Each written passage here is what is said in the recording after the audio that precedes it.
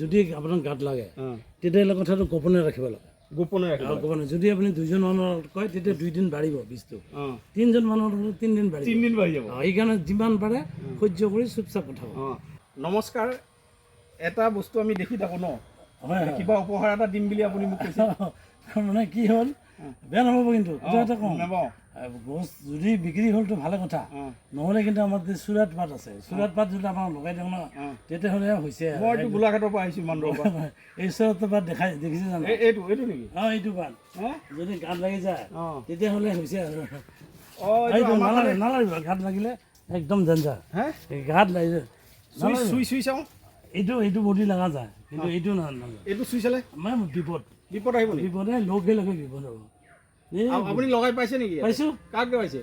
নিজে কাম কৰোঁতে লাগিছে ন? লাগিছে। আমাৰ ফালেও লগাই নহয়, শিৱসাগৰত আমি লগাইছোঁ নহয়। হয় নেকি? কাক জানে নাই? নাজানে। শিৱসাগৰত জয়মতীক লগাইছিলে আমাৰ। চুৰাট পাতে জয়মতীক মানে কুটকুৰা গছত বান্ধি চুৰাট পাতে জয়মতীক কোবোৱা হৈছিলে।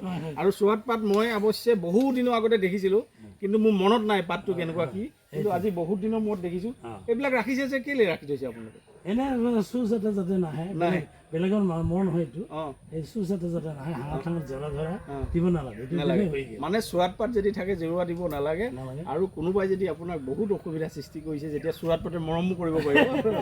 এয়াই হ'ল চুৰাট পাত, একদম মই ক্ল'জলি দেখাই দিছোঁ। ভুল নকৰিব আপোনালোকে, ভুলতে চুই আপোনালোকে ঘঁহি নিদিব, ঘঁহিবই নালাগে, লগাই দিলে একদম হাতটো লগাই দিলে হাতটো লগাই দিলে মোৰ একদম সৰ্বনাশ হৈ যাব। মই বঙাইগাঁৱলৈ আহিছোঁ, বঙাইগাঁৱত আহি মই মানে একদম বৰবাদ হৈ যাম যদি মই এই গছজোপাৰ মানে এখিলা পাত যদি মই স্পৰ্শ কৰোঁ। গতিকে আজি আপোনালোকক চুৰাট পাত আমি দেখাই দিলোঁ।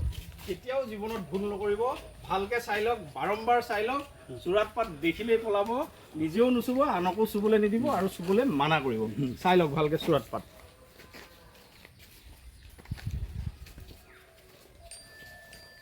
আমাৰ ঘৰুৱা ভাষাত চন্তাৰ পাত বুলি।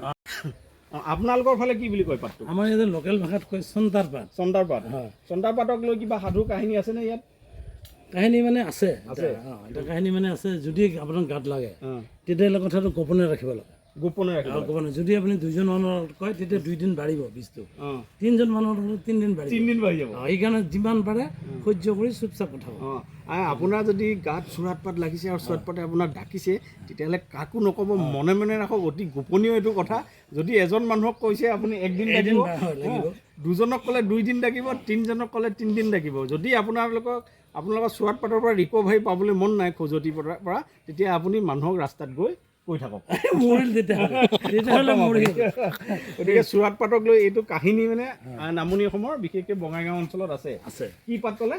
চন্তাৰ পাত বুলি। চন্তাৰ পাত, যিটো আমাৰ জয়মতী কুঁৱৰীক মাৰিছিল উজনি অসমত যিটোক চুৰাট পাত বুলি কয়।